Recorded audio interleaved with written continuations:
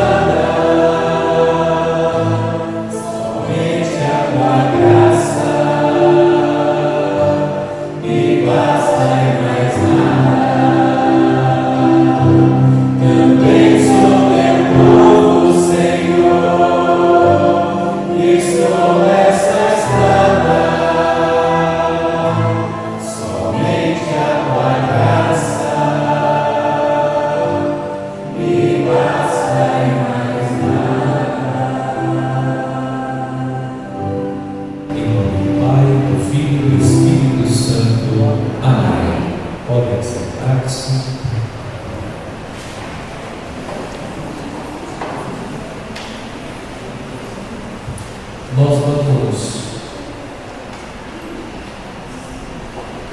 fazer um caminho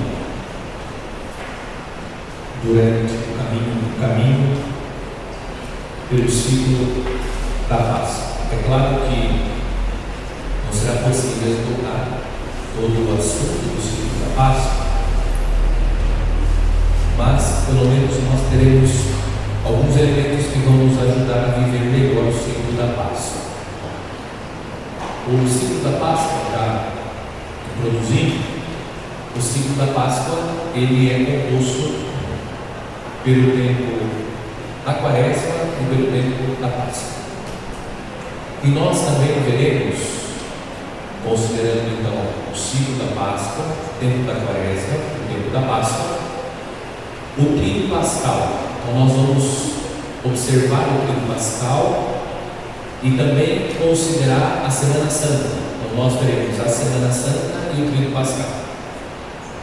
É claro que também não é possível escutar as celebrações do tríduo pascal. Como nós participamos há muitos anos do tríduo pascal, nós sabemos que as celebrações que compõem o tríduo pascal são ricas em simbologia, muito ricas. Então o que eu fiz?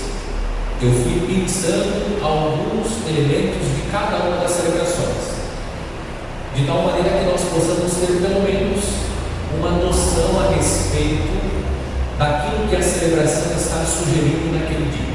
Okay? Então, vou pensar alguns elementos e nós vamos refletir sobre esses elementos que serão pensados. Okay? Então, esse será o percurso que nós vamos fazer. Depois do domingo de Páscoa, aí os 50 dias da Páscoa, considerando então o tempo da Páscoa, e depois Pentecostes, concluindo o período pascal e, consequentemente, o ciclo da Páscoa. Tá bom?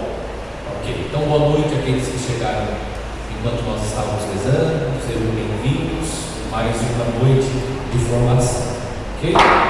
Vamos seguir o mesmo esquema. Então, se alguém quiser fazer alguma pergunta, a pergunta pode ser feita desde que ela esteja dentro do tema, porque senão eu não vou dar conta nem de apresentar o tema para vocês, tá? Ontem eu fiz uma formação lá em outubro sobre a Semana Santa, então a formação foi um pouco mais enxuta com eles, tá? E aqui com vocês eu ampliei um pouquinho. Então lá eu consegui fazer o tema, comecei pontualmente 7h30, 9h16 eu estava terminando, mas aqui eu vou correr um pouquinho mais. E algumas coisas que eu já trabalhei com vocês também, eu vou assim adiantar um pouquinho mais, tá bom? Então vocês vão ter uma apresentação um pouquinho mais recheada, tá, do que eles, ok? Bom, então o ciclo da Páscoa.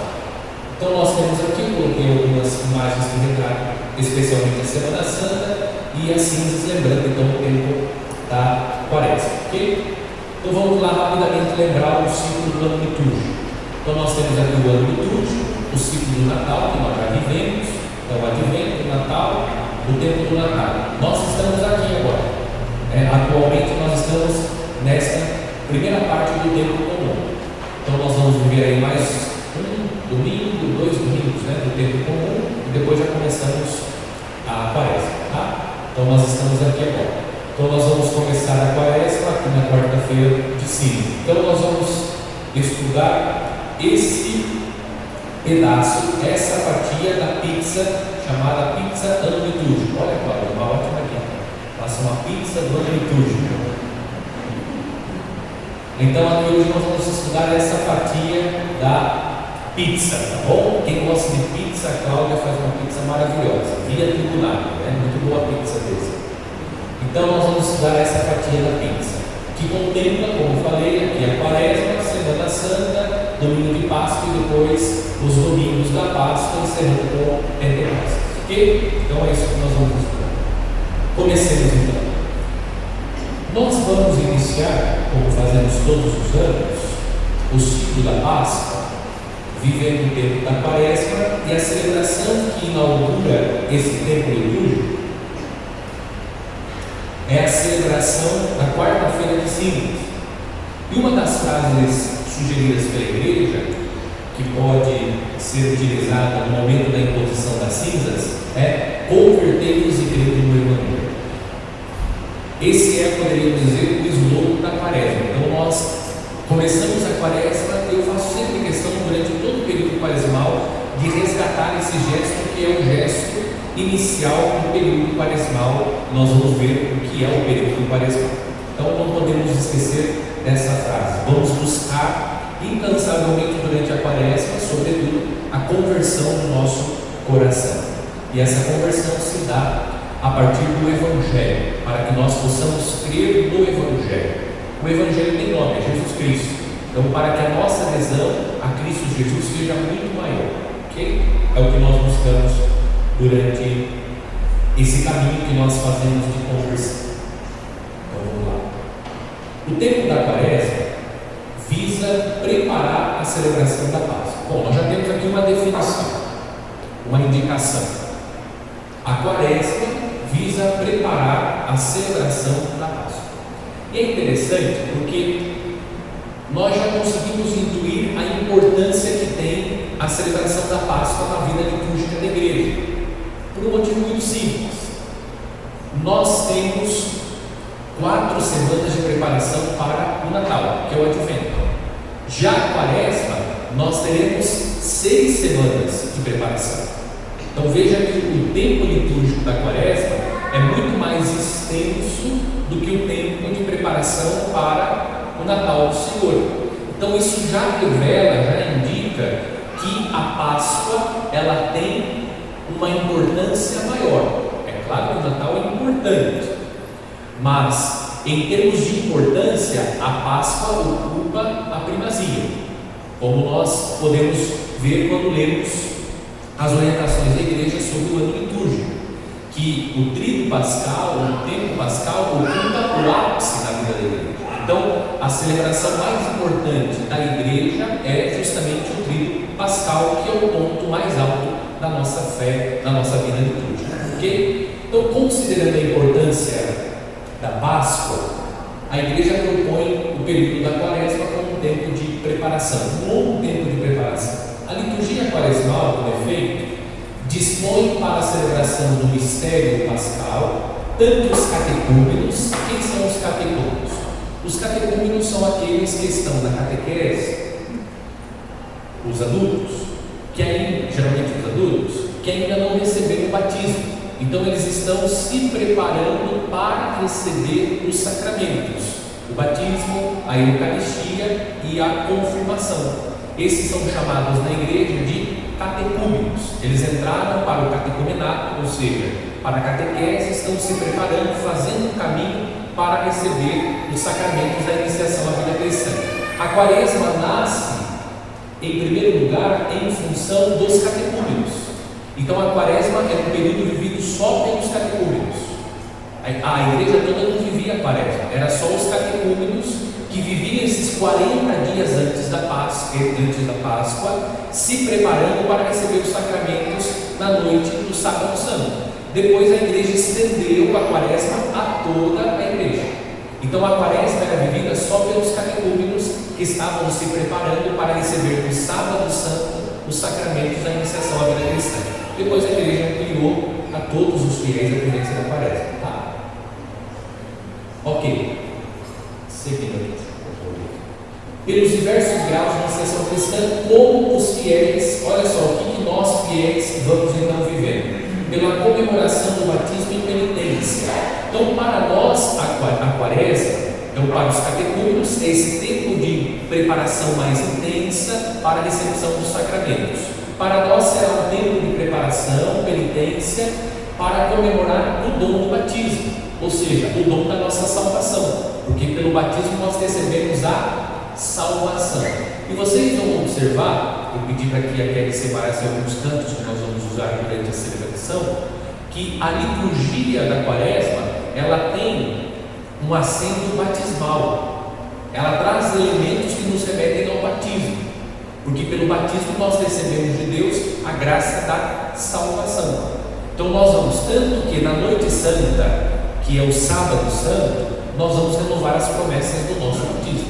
Okay? Então nós fiéis, que já somos batizados, já recebemos os sacramentos da iniciação à vida cristã, durante a Quaresma, claro, nós vamos buscando através da penitência, a conversão do nosso coração, mas imbuído desse desejo de viver verdadeiramente o nosso batismo. Então morrendo para o pecado e ressurgindo verdadeiramente com Cristo para uma vida nova. Ok? Isso quem diz é o Papa São Paulo VI. Quem diz?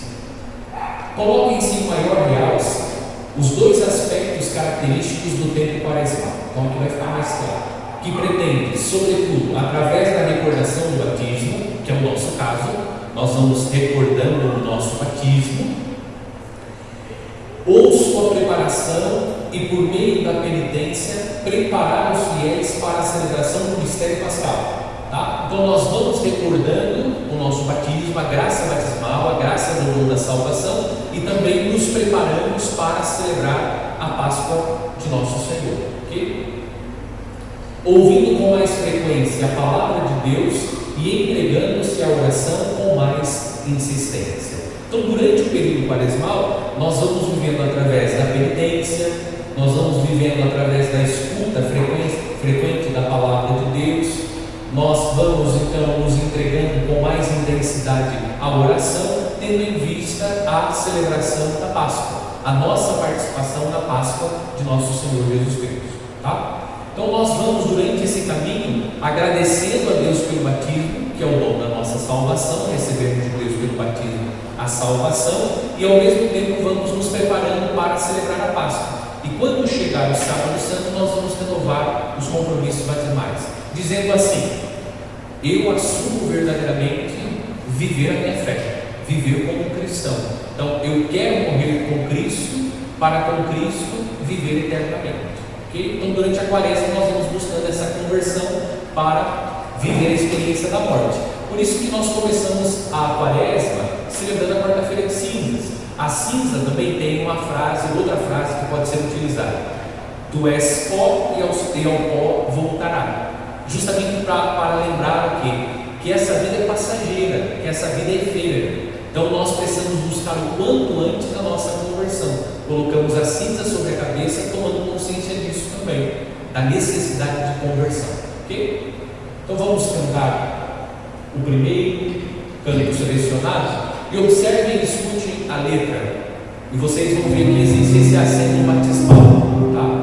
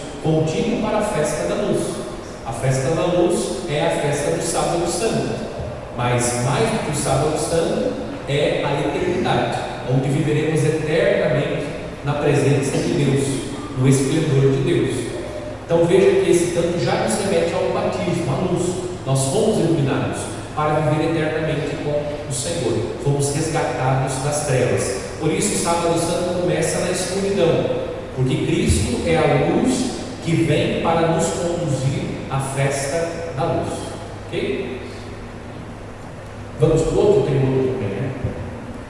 Tem mais um. Mais dois. Só para vocês observarem que os cantos da celebração, eles não são escolhidos aleatoriamente. Agora nós vamos ouvir o ato penitencial, né? Vamos ouvir o ato penitencial. E veja, às vezes no ato penitencial, nós ficamos bastante distraídos e nem prestamos atenção naquilo que os cantores estão cantando na hora do ato penitencial. E veja que existe uma dinâmica no canto do ato penitencial. Não sei se vocês já observaram isso. A gente quer cantar tudo na missa, e não é assim. Existem algumas partes da missa que quem canta é só o cantor, é só o grupo que canta, e a assembleia só escuta, e depois a assembleia. O ato penitencial é esse tempo, por exemplo, quando nós usamos esse tipo de canto que agora a Kelly irá cantar. Então vamos escutar. A cantora vai propor então, o texto e depois nós entramos no refrão, que é o que é isso, tá bom? Escutem, prestem atenção na letra. Senhor, que água no Espírito nos regenerastes a nossa imagem. Tende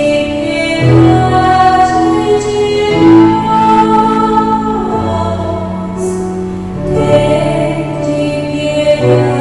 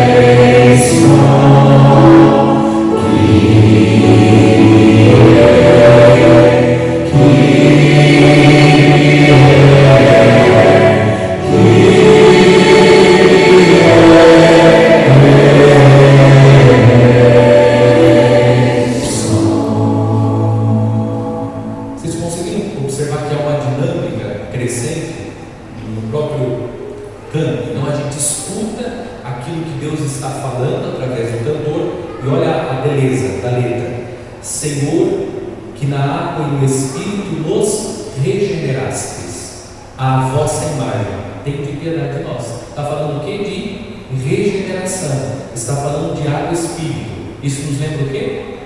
O batismo. Está vendo? A quaresma como esse tempo que nos prepara para a renovação das promessas do batismo. Por isso que no sábado santo nós chegamos e renovamos as promessas do nosso batismo, tá? Nós poderíamos ver as outras duas estrofes, mas pelo nosso tempo reduzido nós não vamos ver as outras estrofes, tá? Depois a gente canta o outro também para ficar um pouco mais unido. Deu para perceber então a quaresma como esse tempo que nos prepara para a renovação das promessas do batismo. Sim, nos prepara para celebrar a Páscoa, mas também esse tempo que nos ajuda a fazer memória do nosso batismo e ao mesmo tempo nós vamos nos preparando para renovar as promessas do nosso batismo. Ok? Beleza, então o que nós vamos fazer durante a quaresma? Então nós vamos nos preparar para a celebração do mistério pascal, fazendo o quê? Ouvindo com mais frequência a palavra de Deus e entregando-se à oração com mais insistência. Aqui está um programa ótimo para a nossa quaresma. Estabelecer o propósito de ler mais a palavra de Deus e rezar mais durante a quaresma. Ou, seguindo então. O tempo da quaresma vai da quarta-feira de cinzas até a missa da ceia do Senhor exclusivo. Tá? Por que exclusivo? Porque a missa da ceia do Senhor já não está dentro mais da quaresma. Então, quando nós começamos a missa da quinta-feira santa, que tem a cerimônia do lava-pés, acabou a quaresma. Tá? Começa a missa, acaba a quaresma. Por isso, exclusivo, porque está fora da quaresma. Tá? Então, nós vamos começar na quarta-feira de cinzas e vamos até a quinta-feira santa. Começou a celebração da quinta-feira santa, acabou a quaresma. Algumas pessoas depois ficam perguntando: eu fiz uma penitência, quando que acaba a quaresma? A quaresma acaba na quinta-feira santa. Se você fez uma penitência durante a quaresma, você disse assim: a minha penitência durante o período quaresmal. Quando vai acabar a sua penitência? Na quinta-feira santa, certo? Não acaba no domingo de Ramos. Nós começamos no domingo de Ramos quando vamos ver a Semana Santa, mas a quaresma continua. O domingo de Ramos ainda está dentro da quaresma. Tipo dá os 40 dias? Oi? Tipo dá os 40? Não, às vezes passa um pouquinho dos 40 dias, tá? Às vezes passa um pouquinho dos 40 dias. Dá 42, 43, nem sempre dá 40 exato. Tá? O que é mais importante aqui, irmão, não é o número exato, mas é aquilo que significa os 40. Os 40 significam o tempo de preparação. Isso que é o importante. Não do ponto de vista da quantidade de dias, mas o número 4, né, 40, acrescido zero, que é importante na Sagrada Escritura. Tá bom? Ok. Então nós começamos a quaresma na quarta-feira de cinzas até a missa da ceia do Senhor. Do início da quaresma até a vigília pascal não se diz o quê? O aleluia. Então nós guardamos o aleluia. A igreja não diz durante todo esse período o aleluia, mesmo que tenha alguma solenidade, cantemos um hino de louvor, nós não dizemos aleluia. Vamos voltar a usar a palavra aleluia só no sábado santo. Na quinta-feira santa nós já cantamos o hino de louvor, mas não tem o aleluia. Batemos o sino, mas não tem o aleluia. Tá bom? Então o aleluia, a igreja deixa de dizer aleluia, guardando para o sábado santo. Na quarta-feira de cinzas, na abertura da quaresma, observa-se o jejum e faz-se a imposição das cinzas. Então, para este dia, a igreja prescreve o jejum. Tá? O jejum. Então, lembrando, o jejum, nós fazemos o jejum e também a abstinência de carne. Então, você faz o jejum e a abstinência de carne. Tá? Depois eu vou explicar na missa antes sobre isso, aqui não vai dar tempo. Ok? Então, só essa introdução da quaresma. Tá? Então, a quaresma é esse tempo de preparação para a festa da Páscoa. Durante a quaresma, nós recordamos o nosso batismo, se preparando para renovar as promessas do nosso batismo. Ok? Alguma pergunta sobre a quaresma? É bem sintetizado. E agora nós vamos entrar ali na Semana Santa, que eu vou trazer os elementos. Tranquilo? Tá bom. Bom, primeira coisa que eu gostaria de diferenciar. Uma coisa é liturgia, outra coisa é devoções, tá? Porque às vezes falar de Semana Santa, nós lembramos mais nas devoções do que na liturgia da Semana Santa. coisa é a liturgia da igreja, outra coisa são as devoções, tá? São coisas distintas. Então, o que são as devoções? As devoções, elas estão dentro da religiosidade popular. Então, nós temos uma religiosidade popular muito presente entre nós, e as devoções, elas vão nascendo, podemos dizer, no coração do povo. É no nosso coração que as devoções vão surgindo. Então, o que diz a igreja? Além da liturgia sacramental, então, o matrimônio, a crisma, o batismo, a santa missa, tudo isso é a liturgia da igreja, a liturgia das horas, ok? Dos sacramentais, que são as bênçãos, também tem um livro da igreja que tem as bênçãos, bênção da casa, isso também faz parte da liturgia da igreja. Além de tudo isso, há outras formas e expressões religiosas entre os católicos, como veneração de relíquias, visitas a santuários, peregrinações, procissões, via sacra, rosário, meditações, medalhas. Tudo isso faz parte das devoções. Então, a via sacra que nós fazemos, o terço que nós rezamos, ou o rosário que nós rezamos, a caminhada penitencial que nós vamos fazer, a procissão do Senhor morto, a procissão com Nossa Senhora das Dores, a procissão do Senhor dos Passos, a procissão do encontro do Cristo ressuscitado, tudo isso faz parte das devoções, não faz parte da liturgia oficial da igreja, ok? Então, nas devoções nós temos uma liberdade muito grande, por isso nós vamos criando dentro das devoções, claro, desde que aquilo não seja contrário à nossa fé, nós podemos com muita liberdade organizar essas devoções, tá? Nós não vamos tratar aqui das devoções, nós vamos tratar aqui da liturgia da igreja, a liturgia da Semana Santa, tá? Então as devoções, elas são importantes, como nos ensina o Catecismo da igreja. Diz assim o Catecismo sobre as devoções: estas expressões prolongam a vida litúrgica da igreja, ok? Então aquilo que nós celebramos na liturgia, pelas devoções nós prolongamos. Por exemplo, quando nós celebramos uma solenidade mariana, então é uma liturgia da igreja. Imaculada Conceição é uma liturgia da igreja, é um dogma de fé, a igreja celebra na liturgia esse dogma de fé, e depois nós prolongamos a devoção mariana através do terço. Então o nosso amor, aquela liturgia mariana que nós vivemos, nós prolongamos através da recitação do terço ou do rosário. Então as devoções, elas prolongam na nossa vida a liturgia da igreja. Então elas são importantes, elas são relevantes para a nossa vida espiritual, mas nós não podemos confundir com a liturgia da igreja. Confundir nesse sentido, substituir a liturgia da igreja. Não, hoje a gente não vai rezar missa, padre, vamos rezar o terço. Pode? Não. Por quê? Porque a liturgia está acima das nossas devoções. Ah não, hoje a gente não vai fazer o casamento, os noivos vão rezar a via sacra e dá tudo. Não, sacramento é uma coisa, a via sacra é outra coisa, tá? Então, para não confundir, até existia, em alguns lugares aqui eu acho que fazem isso, faziam a via sacra dentro da missa, né? Fazia a via sacra, daí começava no ofertório. Pode, uma coisa é uma coisa, outra coisa é outra coisa. Uma coisa são as devoções, que são importantes, outra coisa é a liturgia da igreja, que tem que ser respeitada. A gente não faz o que a gente quer na liturgia da igreja. A via sacra é uma devoção, então você tem uma liberdade de organizar a via sacra com uma comunidade de tempo que é melhor para meditar a via dolorosa de Deus, tá?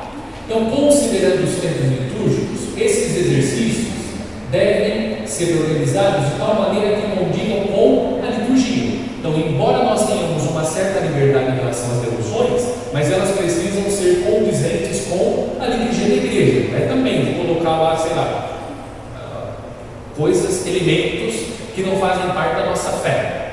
Não, né? Ah não, na hora da sacra vamos bater tambor um pouquinho.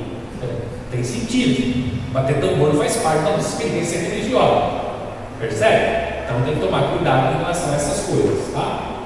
Então nós temos que viver as devoções, mas sempre considerando a liturgia. Dela, de alguma forma, derivem, então ela precisa derivar da própria liturgia da igreja para ela encaminhar o povo, pois que ela, por sua natureza, é muito supera. Então as devoções, elas prolongam na nossa vida a liturgia da igreja e ao mesmo tempo elas devem nos levar, nos conduzir à liturgia da igreja, tá? Ou seja, elas devem estar em consonância com a liturgia da igreja. Não é porque é uma devoção a gente pode fazer o que a gente quiser. Não, nós precisamos considerar considerar aquilo que a igreja ensina, aquilo que a liturgia diz, embora a devoção não seja uma liturgia. Ok? Ficou claro isso?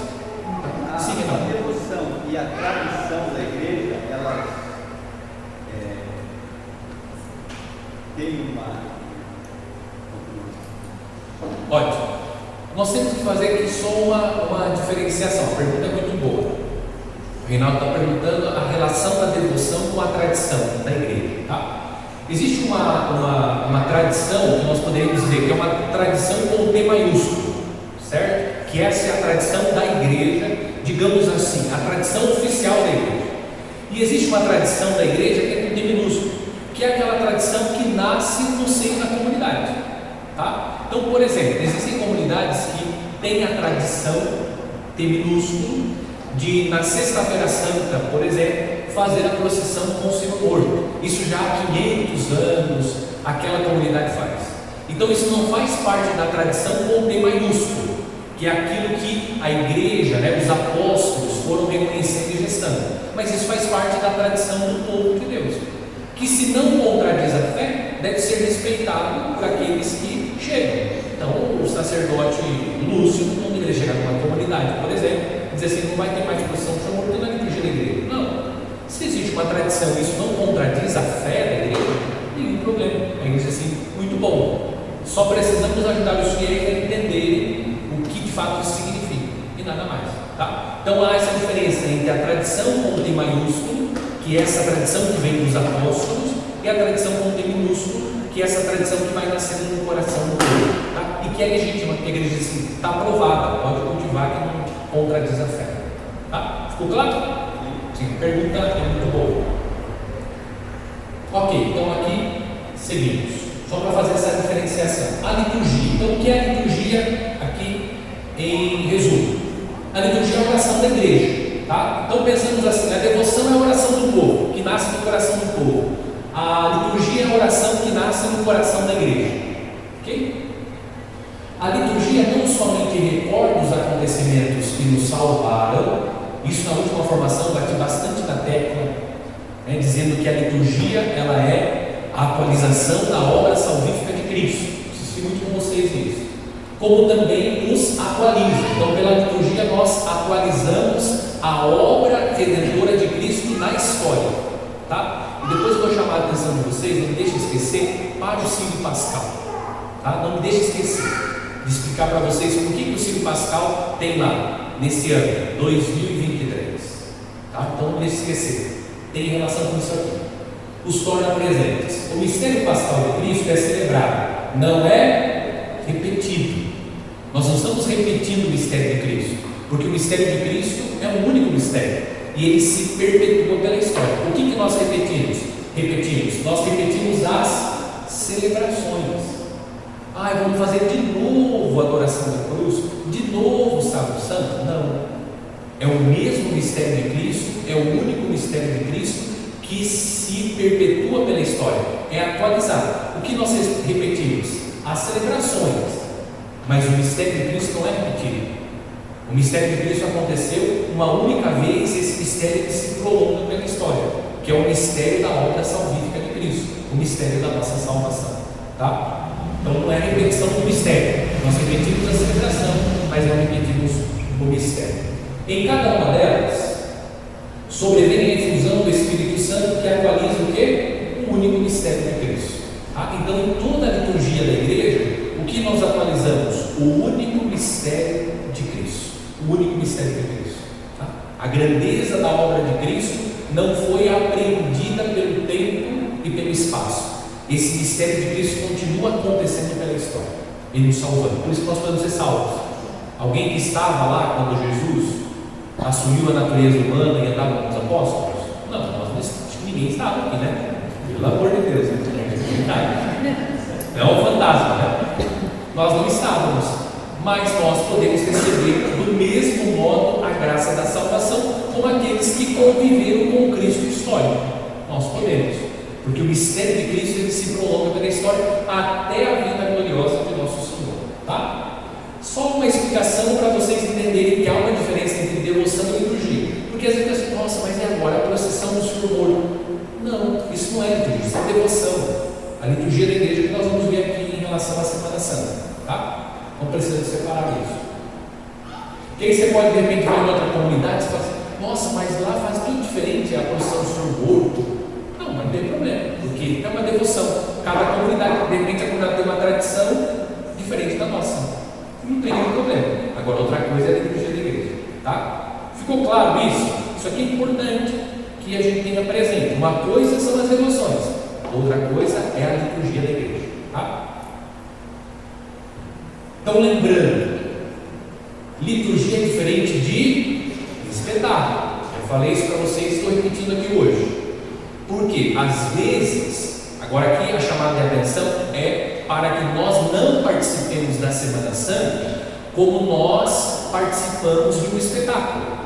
A Semana Santa é linda, nossa, que maravilha, aquelas imagens, ai que coisa linda, nossa, bonito, é bonito mesmo, é certo, mas você não está indo para um espetáculo, você está indo para participar de uma liturgia, e há toda uma diferença entre liturgia e espetáculo.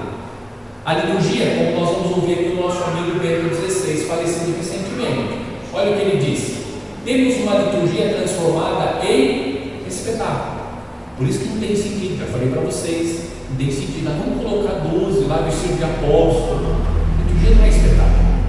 Nós não estamos realizando a teatralização dos últimos momentos de Cristo.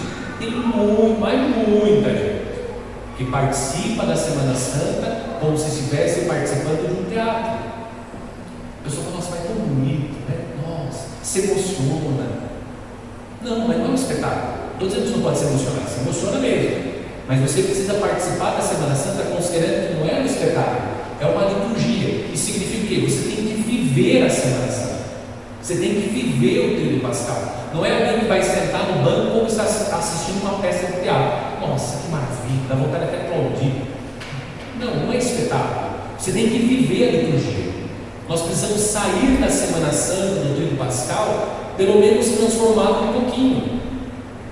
É a conversão, é a mudança de vida. Aquela celebração ela pode nos emocionar, pode tocar, comover, fazer com que as lágrimas que as lágrimas rodem, mas não é isso. É uma mudança interna que tem que acontecer em nós, porque nós estamos vivendo o mistério da paixão, morte e ressurreição de Jesus, tá? Então não se coloque na Semana Santa como alguém que está indo participar de um espetáculo. Nossa, se ele mandar uma peça, que coisa linda, nossa, não, tudo bem, é bonito mesmo, mas o que a liturgia está querendo comunicar? O que Deus está querendo falar ao meu coração, à comunidade? Percebe que é diferente?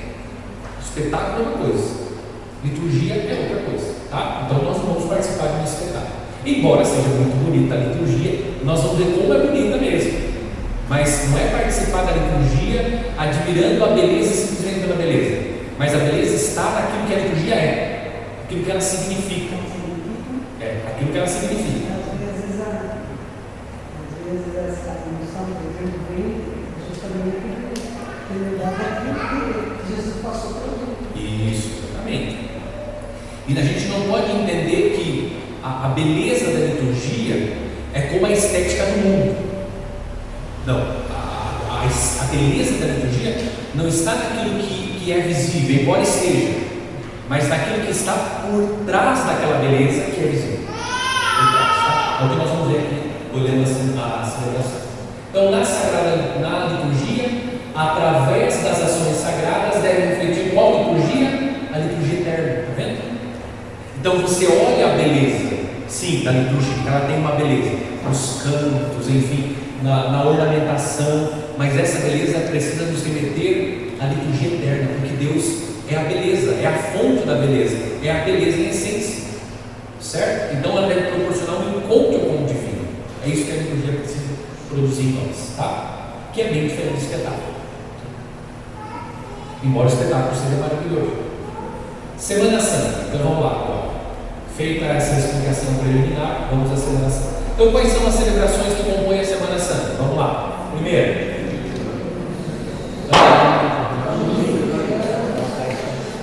isso, Rose, Domingo de Ramos da Paixão do Senhor, tá? Depois, Missa da Ceia do Senhor. Depois,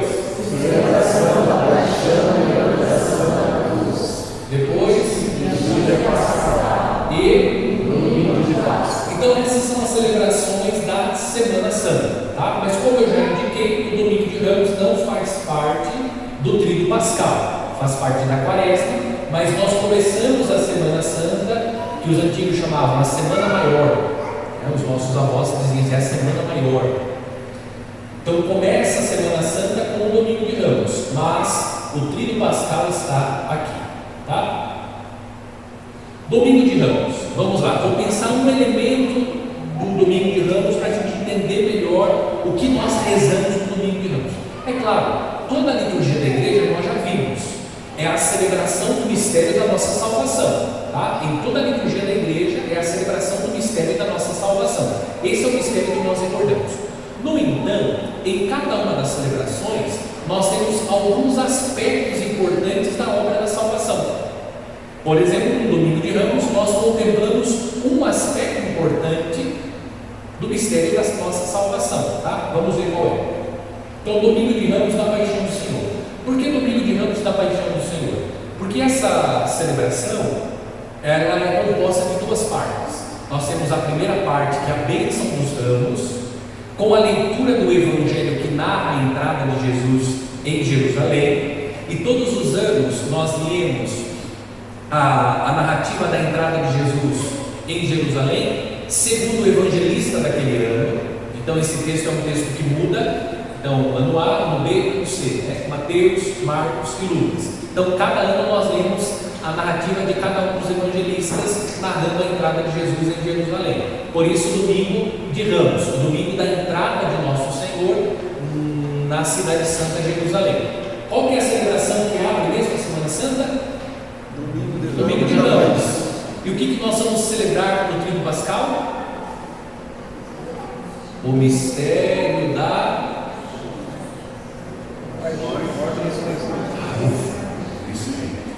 o mistério da paixão, morte e ressurreição de Jesus. Ah, tá, vamos lá, pergunta.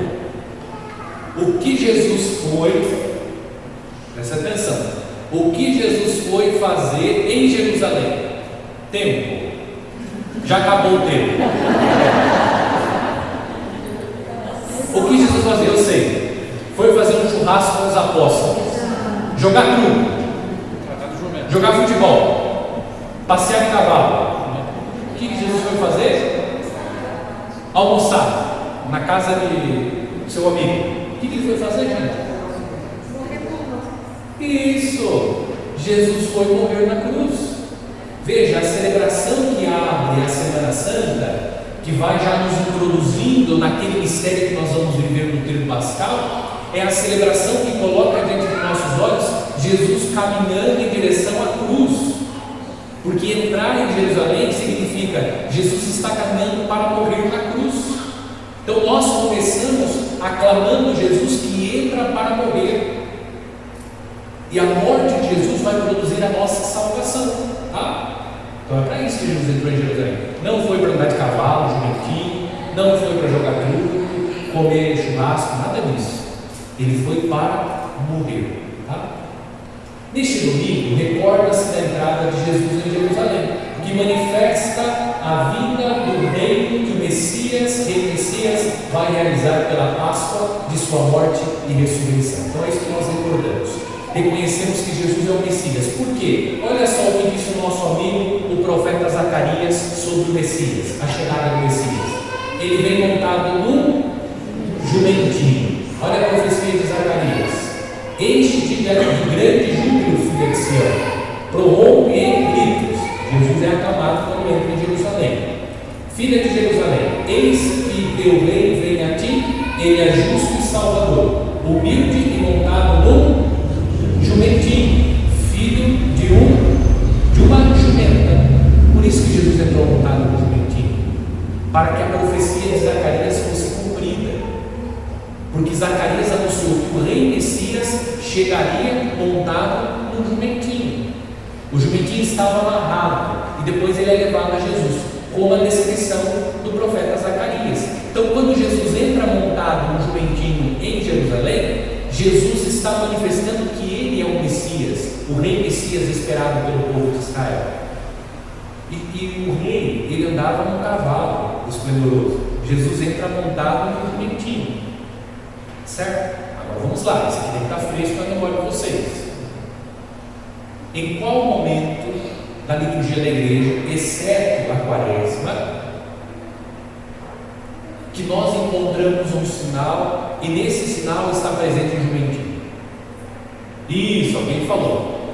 Fala bem alto. Presépio.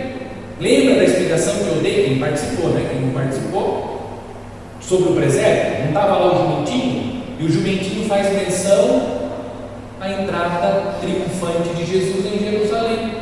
Ele é o Messias, né? Olha lá o texto. O jumentinho, e olha o texto do profeta Isaías, que nós lemos quando meditamos sobre o presépio. Criei filhos e os fiz crescer, mas eles se rebelaram contra mim. O boi conhece o seu dono, e o jumento a manjedoura de seu senhor. Quem está perto da manjedoura? O jumentinho lá no presépio.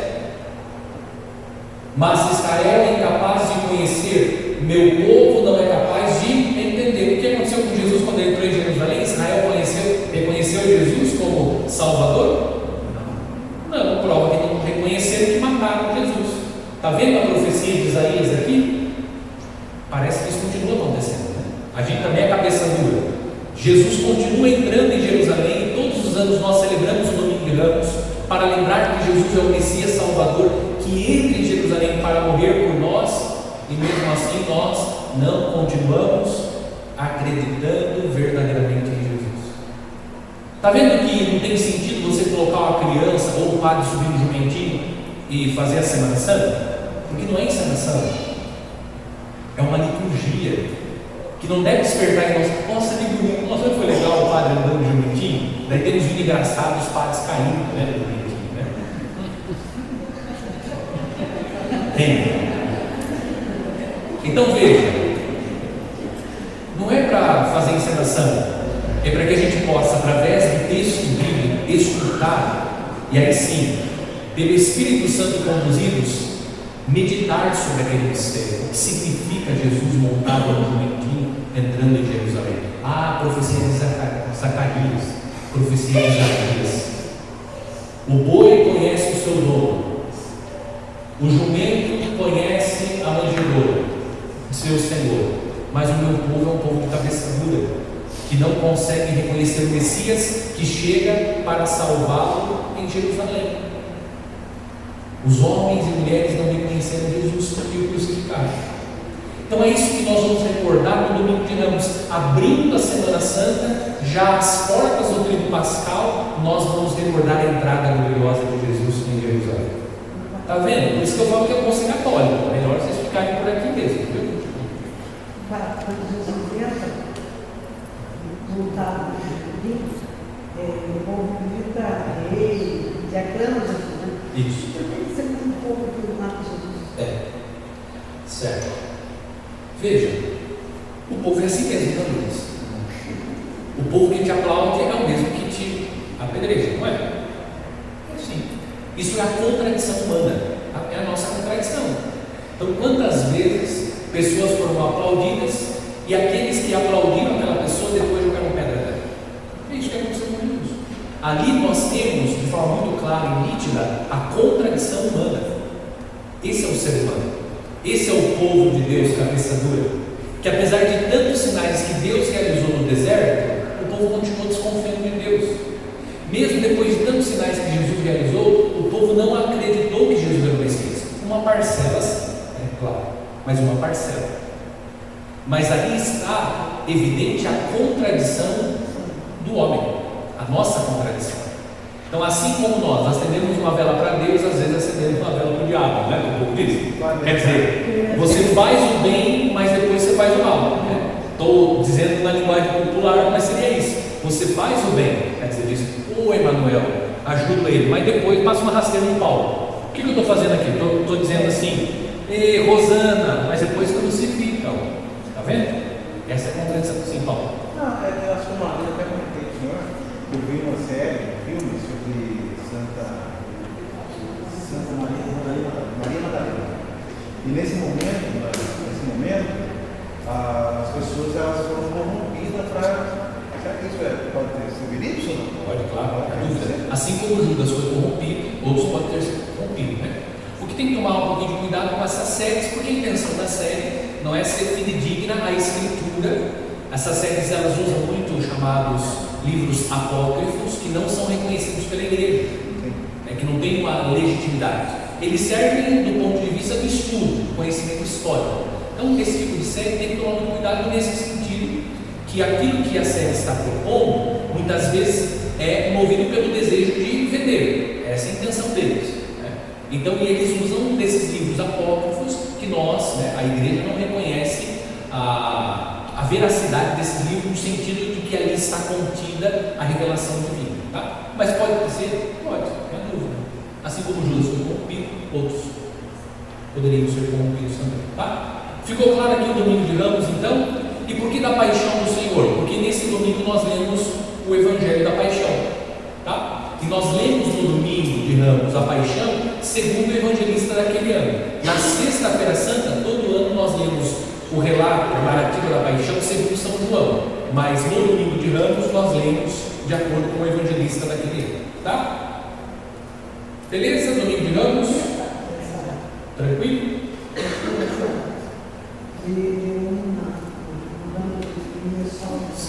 Porque o Evangelho de João, ele é utilizado sobretudo nos momentos mais solenes da igreja. Vocês podem observar que a narrativa da paixão de João, ela é mais completa, ela é mais repleta de detalhes do que os outros evangelistas. Os outros evangelistas são mais simples na descrição da paixão do Senhor, enquanto João, ele é mais completo. Então a igreja usa esses evangelhos, o Evangelho de João, mais em momentos solenes, como é o caso da Sexta-feira Santa, que está dentro do Tríduo Pascal. Tá?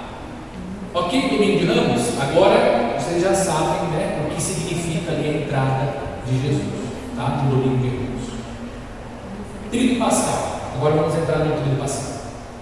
O sagrado Tríduo Pascal da paixão e ressurreição do Senhor resplandece como o ápice de todo o ano litúrgico. Aquilo que eu falei logo no início. O ponto mais alto do ano litúrgico da igreja está aqui no Tríduo Pascal. Então vamos lá, puxão de orelha nos católicos agora. Tá?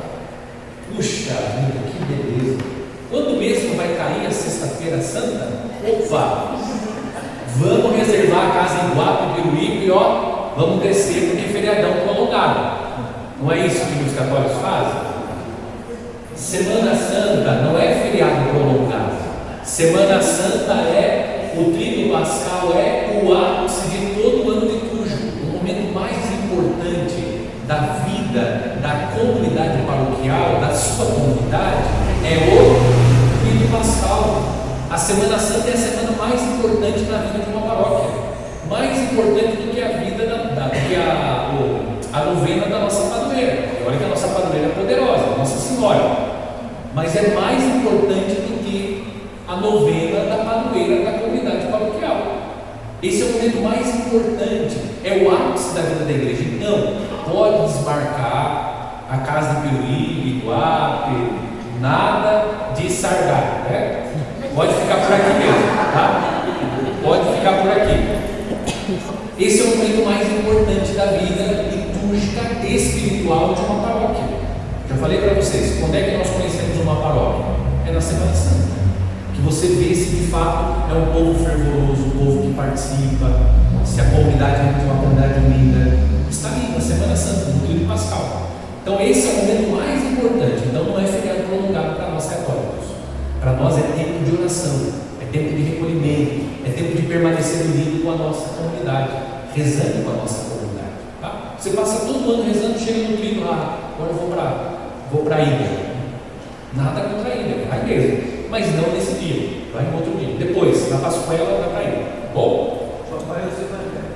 Oi? Só vai os evangelhos. Só vai os evangelhos. Os evangelhos. Deixa para eles a praia nesse período, tá? Então é o ápice. O Tríduo Pascal começa com a missa vespertina da Ceia do Senhor na Quinta-feira Santa. Possui o seu centro na Vigília Pascal e encerra-se com as vésperas do domingo da ressurreição. Então aqui uma pergunta para vocês, vamos lá. Quais são os dias que compõem o Tríduo Pascal?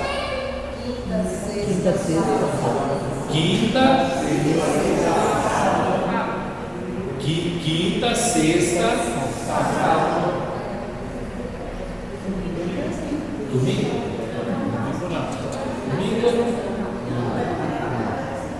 Vamos lá. quinta, sexta, sábado e domingo. Tríduo pascal. Quinta, sexta, sábado e domingo. Tá? Vou colocar aqui no slide, fica mais fácil de explicar. Ó, quinta-feira, primeiro dia de tríduo. Sexta-feira, segundo dia. Sábado e domingo. Então nós temos 4 dias. Olhando assim, 4 dias.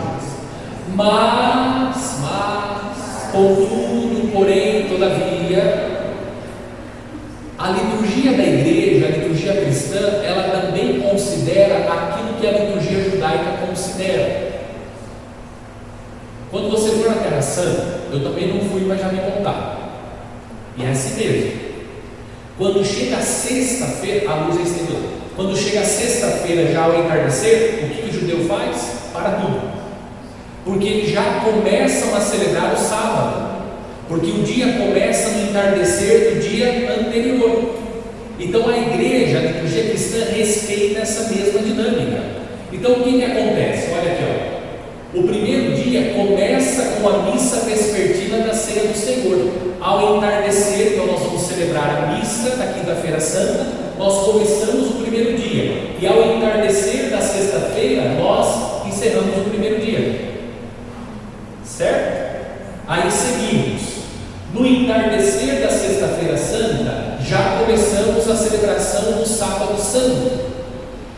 Certo? E aí nós vamos prolongar até o entardecer do sábado.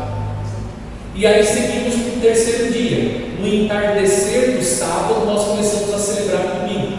Por isso que a igreja diz, aqui fica mais fácil, por isso que a igreja diz, a vigília pascal, ela não pode ser celebrada antes do anoitecer do sábado. Porque nós não entramos ainda no terceiro dia. O que aconteceu no terceiro dia mesmo? Ressurreição. Então, enquanto não anoitece, nós não entramos no terceiro dia, que é o dia da ressurreição, tá? Então, você fala assim, o tríduo pascal é quinta, sexta e sábado? Não, é quinta, sexta, sábado e domingo. Por quê? Porque nós contamos dessa forma: quinta e sexta, primeiro dia; sexta e sábado, segundo dia; sábado e domingo, terceiro dia, tá? Dando essa explicação, porque às vezes tem pessoas confusão, né? Ficar atento, porque a dinâmica da liturgia da igreja, ela respeita as vésperas, tá? Então, nas vésperas já começa a celebrar o outro dia, tá? Ok? Ficou claro isso aqui? Então, quinta, sexta, sábado e domingo constituem o tríduo pascal, tá? Olha lá, o tríduo pascal. Durante o tríduo pascal, como as mulheres, e aqui é bem interessante você voltar, porque na orientação da igreja, o que a gente faz? Então, na sexta a gente faz um dia de jejum, certo? A igreja diz, se possível, prolongue esse jejum até o sábado. Se possível, tá? Aí já não é mais um preceito que você tem que cumprir no sábado também. Mas na ceia, a igreja diz que é louvável que no sábado também se prolongue esse jejum. É que a gente já chega no sábado, né? Eu lembro em casa era assim: é o sábado da aleluia, vamos tirar a aleluia da criançada, já grava uma festa, né? Mas não, o sábado ainda, amanhã, à tarde, é um dia de silêncio e recolhimento, porque Cristo está na sepultura. Cristo está na sepultura. Então nós deveríamos viver já um dia de silêncio, mas a gente já quer fazer aquela festona já no sábado de manhã. Não, ainda não tem de silêncio, porque a igreja recomenda que os fiéis podem inclusive estender o jejum pascal durante o sábado, porque é à noite que nós vamos começar, no entardecer do sábado, que nós vamos começar a celebrar a alegria da ressurreição, tá? É que a gente já começa a ficar, né, todo agitado lá, arrumando a igreja para o sábado santo, que a gente acaba nem conseguindo ver muito bem ali amanhã e à tarde do sábado, já estamos apavorados com a vigília pascal, mas não podemos esquecer disso, tá? Aqui ele já está todo apavorado lá na igreja, entendeu? Durante o tríduo pascal, como as mulheres que seguiam Jesus, batendo no peito e se lamentando por causa dele, igualmente Maria, junto à cruz, a igreja acompanha os passos derradeiros de nosso Senhor, contemplando atentamente o seu gesto de amor que produziram a nossa salvação. Então, como as mulheres que acompanharam Jesus, igualmente Maria junto à cruz, a igreja, e nós somos membros da igreja, nós vamos fazer o que durante o tríduo pascal? Nós vamos contemplar, acompanhando atentamente o gesto de amor que produziram a nossa salvação. Então é um tempo, é um verdadeiro retiro. Nós vamos, através da liturgia da igreja, como as mulheres, igualmente Maria, acompanhando Jesus, contemplando os seus gestos que produziram a nossa salvação. Tá? Então é isso que nós vamos fazer durante o tríduo pascal. Nós vamos acompanhar Jesus, mas não se trata de uma companhia passiva, é uma companhia ativa, porque a liturgia nos convida a participar dessa ação. Então nós vamos participar através do canto, escutando atentamente. Nós vamos participar intensamente, recebendo a Santa Comunhão, tudo isso, ok? Bonito, certo? Tríduo pascal, então você já sabe o que é. Agora vamos lá, Quinta-feira Santa. Na Quinta-feira Santa, na última ceia que Jesus celebrou na Quinta-feira Santa, Jesus instituiu o sacerdócio ministerial, a Santa Eucaristia e realizou a cerimônia do lava-pés. Depois saiu com os seus discípulos e entrou no Jardim das Oliveiras. Tá? Na Quinta-feira Santa a gente poderia falar muita coisa, mas eu peguei só um ponto da Quinta-feira Santa também. Então o que Jesus fez? Ele instituiu o sacerdócio ministerial, a Santa Eucaristia e realizou a cerimônia do lava-pés. E deixou o seu testamento, que nós vamos escutar na Quinta-feira Santa, sobretudo através das músicas, né? Que Ele nos amou e nos convida a amar como Ele nos amou. Tá? Esse é o testamento que Jesus nos deixou. Então Jesus fez tudo isso na Quinta-feira Santa. Mas eu vou chamar a atenção de vocês para esse último ponto aqui que eu coloquei. Depois que Jesus fez tudo isso, se você ler o Evangelho de João, você vai encontrar isso aqui. Ele depois saiu com os seus discípulos e entrou no Jardim das Oliveiras. Quando que nós vivemos isso dentro da liturgia da Quinta-feira Santa? Quando nós fazemos o quê? A transladação do Santíssimo Sacramento. A igreja então faz toda a celebração recordando a última ceia que nosso Senhor celebrou com os seus discípulos, as vésperas da sua paixão e morte de cruz, instituindo o sacerdócio ministerial, a Santa Eucaristia, deixando o seu testamento e lavando os pés dos discípulos, façam o que eu fiz, amem como eu amei, e Jesus saiu, e a igreja faz nesse dia a transladação do Santíssimo Sacramento. O que nós vamos fazer durante o tríduo pascal mesmo? Acabamos de ver ali. Com as mulheres, igualmente Maria, vamos acompanhar Jesus contemplando os seus gestos. Como os discípulos, nós vamos com Jesus para o Jardim das Oliveiras e nós vamos acompanhar a agonia de Jesus. Por isso a igreja faz a transladação. O Santíssimo é tirado da capela do Santíssimo e ele é levado para a capela da reposição, de tal modo que depois, quando nós voltarmos à igreja para viver a Sexta-feira Santa, o que nós vamos encontrar? O sacrário vazio, o altar sem toalha, porque o Senhor foi retirado de nós, ele está preso. Então Jesus passa um tempo no Jardim das Oliveiras, é preso, e durante a sexta-feira nós vamos viver essa tristeza da prisão de Jesus e depois às 3 horas a tristeza da morte de nosso Senhor.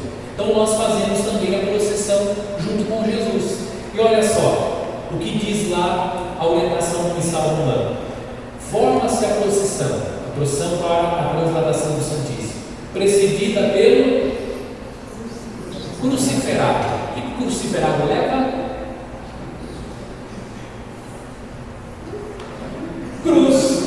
Cruciferado. O cruciferado leva a cruz. Quem vai à frente? Quem vai à frente?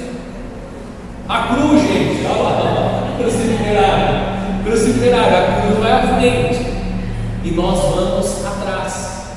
Porque Cristo não está indo para fazer um piquenique com seus amigos no Horto das Oliveiras, no Jardim das Oliveiras. Cristo está indo para morrer na cruz. A cruz vai à frente, porque Cristo está caminhando para onde mesmo? Jerusalém. O que vai acontecer em Jerusalém? A paixão e morte de cruz de nosso Senhor. Ele entrou em Jerusalém, entrou para morrer na cruz. Não foi um acidente de percurso a cruz. A cruz foi uma decisão que Jesus tomou. Eis que veio o Senhor para fazer a tua vontade.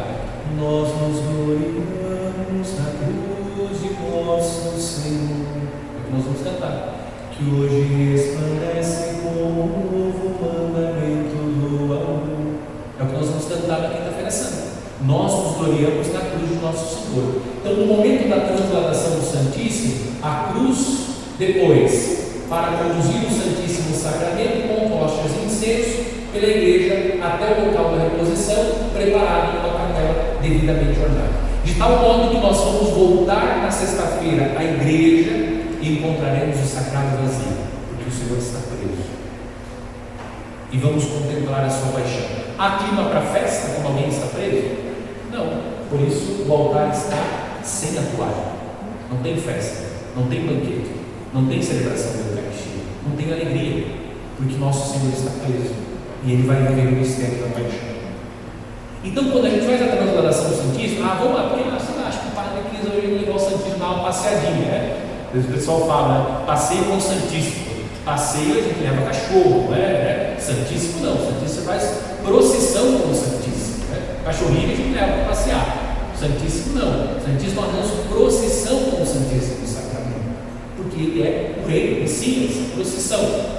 Então nós fazemos a procissão transladando o Santíssimo Sacramento para a chamada Capela da Reposição, de tal modo que ao voltar à igreja no outro dia, nós possamos ver os sinais.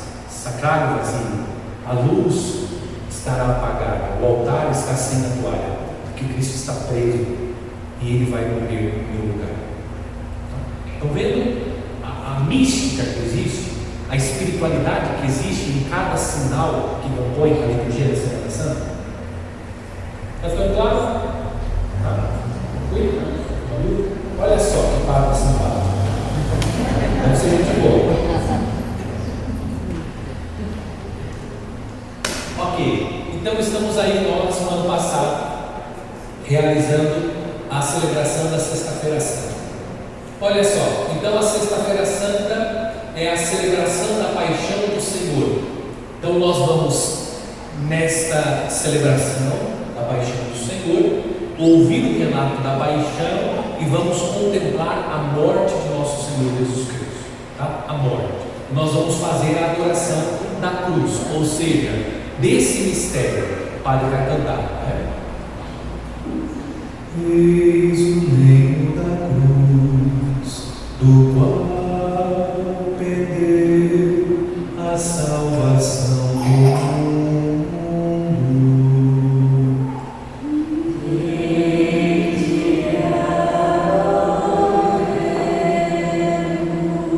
Isso. Então nós vamos adorar esse mistério, que é aquele que entregou a vida pela nossa salvação. Então a celebração é composta pela leitura da paixão, claro, nós temos os outros textos, mas sobretudo a leitura da paixão, a oração universal. Então neste dia nós rezamos de forma bastante prolongada pelas intenções da igreja, né? São 10 preces que nós rezamos pela conversão dos pecadores, né? Pelos que não creem em Deus, enfim, né? Pelo Papa. Rezamos depois a adoração da cruz e depois a distribuição da comunhão. Tá? Esse é o único dia na história da igreja que a missa não é celebrada. Tá? Em nenhum lugar no mundo, na Sexta-feira Santa, a missa é celebrada. Já houve, na história recente, uma exceção. Na época do Papa Bento, eu me lembro que aconteceu alguma tragédia em algum país, eu não lembro qual é o país, e aí o Papa permitiu que fosse celebrada a missa, mesmo na Sexta-feira Santa, porque era a missa de corpo presente, né, em razão da tragédia que havia acontecido. Mas em lugar nenhum do mundo nesse dia celebrava a missa. Por quê? Porque o Senhor foi tirado de nós. Nós estamos sem o Senhor. Quem é que preside a celebração? É o próprio Senhor, não é? O Padre é o in persona Cristo. Então não celebrar a missa significa nosso Senhor morreu. É um sinal para nós que Ele foi tirado de nós. Mas nós recebemos só a comunhão, mas a comunhão já foi consagrada na Quinta-feira Santa. Tá? Então é para causar em nós justamente isso, não do ponto de vista sentimental, mas para que a gente experimente na liturgia a ausência do Senhor, que foi tirado de nós. Tá? Aquilo que os primeiros discípulos também experimentaram, Nossa Senhora experimentou. Tá? Sexta-feira Santa. Agora eu queria explicar para vocês, na Sexta-feira Santa, por que o padre tira o véu da cruz? Nossa, mas é tão bonito aquele gesto, né? Da foto, né? Olha só o padre tirando o véu da cruz, a cruz, que bonito. Mas por que o padre faz isso? Porque para deixar mais bonita a celebração. tradição. Não é para isso. Tá? Pode produzir isso, mas não é para isso. Vamos ver por que a cruz é velada. Bom, a cruz velada é levada ao altar. Então o sacerdote estará lá diante do altar, a cruz será trazida pelo diácono, pelo cerimoniário, a cruz é trazida. O sacerdote recebe de pé diante do altar. Descobre-lhe a parte superior, então, primeiro a parte superior, depois o braço direito e toda a cruz, sempre elevando um pouco e cantando a antífona que eu acabei de cantar, eles linda, e vocês me responderam, vinde e adoremos. Em cada etapa da remoção do véu. Então o sacerdote tira, canta, depois tira e canta. Por que em 3 momentos, 3 etapas desvelando a cruz? Vamos ver a fundamentação disso. Agora um pouquinho só um pouquinho de teologia bíblica, tá? Mas é bem pouquinho, não se empolgue na teologia bíblica, mas é importante fazer isso. Então preste atenção aqui, olha ali, está escrito o que lá no título do slide? Bíblia hebraica, tá? Aqueles que têm uma Bíblia mais científica, como essa que eu trouxe aqui, a Bíblia de Jerusalém, você vai encontrar nas primeiras páginas,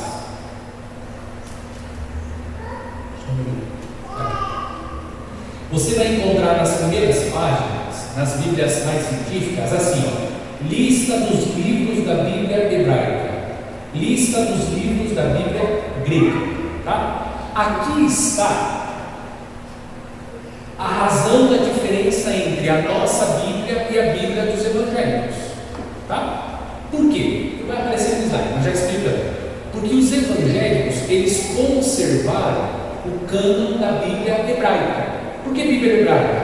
Porque eles aceitaram os judeus, como nós vamos ler daqui a pouco no slide, eles aceitaram no Antigo Testamento. Judeus, a Bíblia hebraica se refere ao Antigo Testamento, tá? Eles não creem no Novo Testamento, então no Antigo Testamento. Eles só aceitaram para o cânon da Bíblia hebraica os livros que foram escritos em hebraico. Eles não aceitaram os livros que foram escritos em grego. E a igreja aceitou os livros que também foram escritos em grego. Por qual motivo, padre? Rapidamente. Porque os apóstolos, quando você encontra no Novo Testamento a citação do Antigo Testamento, você observa, os estudos observam que os apóstolos usavam a Bíblia grega. Eles usaram os textos citados em grego. Então a igreja diz assim, a apostolicidade, ou seja, a tradição da igreja diz assim, não, a Bíblia grega pode ser aceita, porque ela também é inspirada por Deus. Tá? Está sendo bem rápido, porque o nosso tema aqui não é Bíblia. Só para vocês entenderem, está vendo como é muito mais profundo? Coloca um véu, mas por quê? A gente tem que entender um pouco de Bíblia para depois entender o gesto litúrgico. Tá? É isso que eu tento fazer com vocês, é um exercício mesmo. Então a Bíblia hebraica, o cânon da Bíblia hebraica, fixado pelos judeus da Palestina por volta da era cristã, que foi fechado o cânon da Bíblia hebraica, conservado pelos judeus modernos. Então até hoje os judeus conservam a Bíblia hebraica, Antigo Testamento, tá? Bíblia hebraica, Antigo Testamento. Pelos evangélicos também. Então eu já expliquei por que é diferente a Bíblia dos católicos dos evangélicos, porque eles aceitaram a Bíblia hebraica enquanto que nós a grega, a chamada Bíblia dos 70. Tá? Eles aceitam só os livros em hebraicos, tá? Escritos na língua hebraica, excluindo os livros escritos em grego e os fragmentos gregos de Esther e Daniel. Vocês vão encontrar, confrontando com a Bíblia dos evangélicos, que alguns textos do livro de Daniel não estão na Bíblia evangélica. Embora eles tenham o livro de Daniel, algumas partes do livro não está no texto de Daniel na Bíblia dos evangélicos. Tá? Por isso. Aí, olha só para vocês saberem, a título de curiosidade. Quais são os 7 livros que não estão na Bíblia deles? Tá? Tá aqui, ó. Sabedoria, 1º e 2º Macabeus, Eclesiástico, Baruque, Tobias e Judite. Esses livros foram escritos em grego. E os fragmentos, como aparece ali, que também não estão, tá? Então, na Bíblia dos protestantes tem 39 livros. Vocês viram que na Bíblia hebraica tem 24, porque eles contam de forma diferente, tá? Mas você vai encontrar os mesmos livros da Bíblia evangélica no livro dos judeus, tá? A Bíblia dos judeus, ok? Só para vocês saberem, por que tudo isso para? Por conta disso aqui, ó. As 3 etapas. Então, o véu que cobre a cruz. A Bíblia hebraica, aquela Bíblia que nós acabamos de ver, ela está dividida em 3 partes. Tá? O judeu divide a sua Bíblia em 3 partes. Na primeira parte, a Torá. Na segunda parte, os profetas. Na terceira parte, os escritos. Então, nós temos a Torá, o Neviim e o Ketuvim. Certo? Então, eles dividem em 3 partes a Bíblia hebraica. Quando a igreja cobre a cruz e vai desvelando em 3 etapas a cruz, o que a igreja está manifestando na sua liturgia? Que aquele que é esperado pelo povo hebreu, pelo povo judeu, é Jesus Cristo. Ele é o Salvador, ele é o Messias. O que os judeus estão fazendo até hoje mesmo, Lourdes? Estão esperando o Messias até hoje. E a igreja continua tirando o véu da cruz para dizer: aqui está aqueles que vocês esperam. Por isso nós rezamos na sexta-feira por quem mesmo? Pelos judeus, por aqueles que não creem em Cristo, e nós rezamos pelos nossos irmãos judeus. Até antes a igreja usava a expressão os perfeitos judeus, depois a igreja aboliu essa palavra perfeitos. Mas nós continuamos rezando pelos judeus e por aqueles que não creem em Cristo. Então a igreja continua desvelando a cruz para que eles creiam, e cada um de nós também, que a Torá, os profetas, os escritos, tudo aquilo que nós encontramos aqui foi revelado em Jesus Cristo. Deu para entender? Tem que fazer um caminho longo para a gente chegar aqui, para a gente entender por que a igreja cobre a cruz. Não é fácil ser católico, gente, né? Dá trabalho, né? Trabalho no sentido para você entender a profundidade dos gestos da liturgia da igreja, mas que é belíssima. Quando a gente descobre essas coisas, a gente fica encantado com a profundidade da liturgia da igreja. E aí a gente vai entendendo que a gente não pode chegar, não, agora aqui na missa eu vou mudar isso aqui. Tem uma história, tem uma fundamentação bíblica, tem uma série de coisas que sustenta tirar o véu da cruz e você entender tudo isso aqui, que eu fiz bem de forma resumida ainda. Tá? Ficou claro? Tá bom. Então vamos cantar agora mais um canto. Derramarei, que nós vamos usar durante a quaresma, assim, dou uma descansadinha na voz. Esse também é o canto que nós vamos usar na quaresma.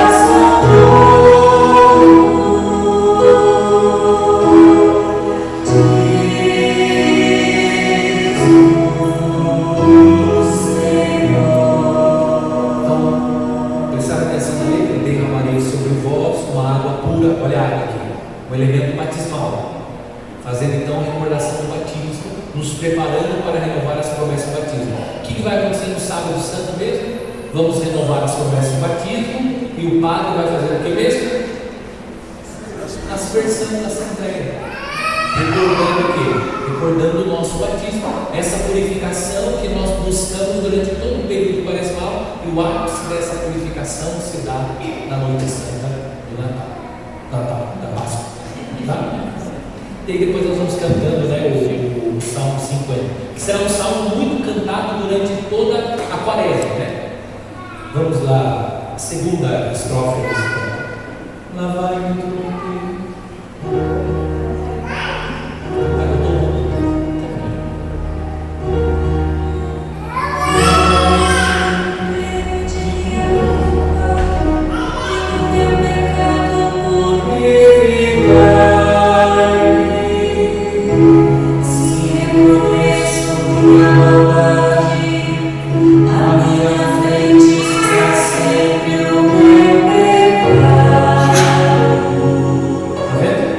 nós vamos repetir muitas vezes o Salmo 50 durante o período quaresmal, tá? Então, seguinte.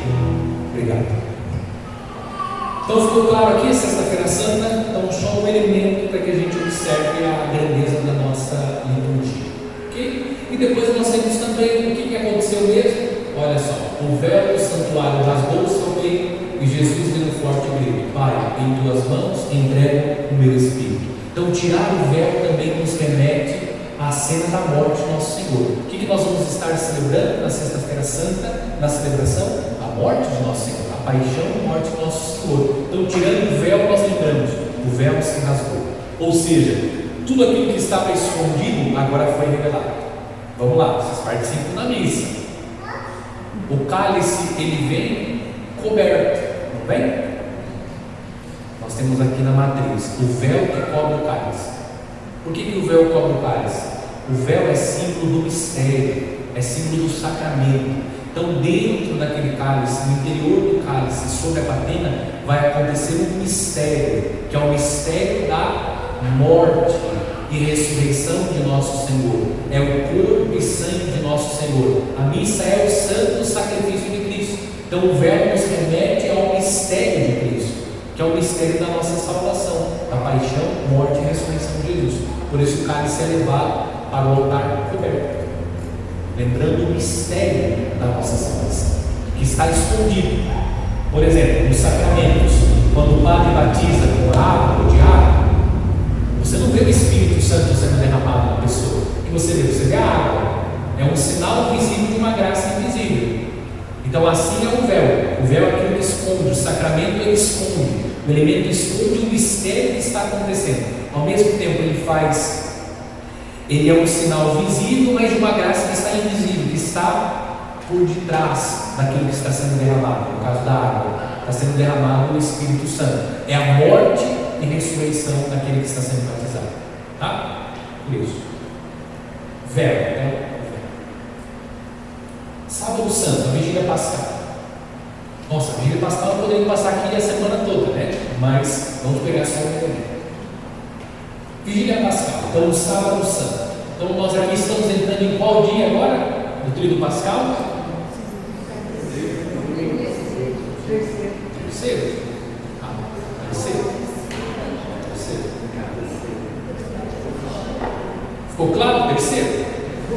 Quinta e sexta, primeiro. Sexta e sábado, segundo. Sábado e domingo. Agora já estamos no entardecer do sábado, já é a noite do sábado. Vigília Pascal. No domingo, terceiro dia. Estamos entrando agora em qual mistério que nós vamos celebrar. Por excelência, nós vamos agora contemplar a ressurreição, a vitória de Cristo. Olha só que interessante. Como que nós vamos começar a nossa vigília mesmo, Pascal? Isso, tá lá, no escuro. Por que escuro? Porque nós estávamos na região da morte, nas trevas do pecado. Mas eis que surge uma luz, que é Cristo Jesus. Cristo Jesus é que nós vamos cantar como refrão orante.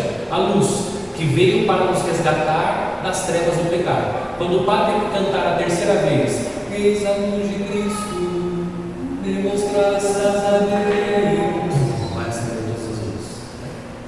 Porque a luz resplandeceu, que é Cristo Jesus, nos resgatando das trevas do pecado.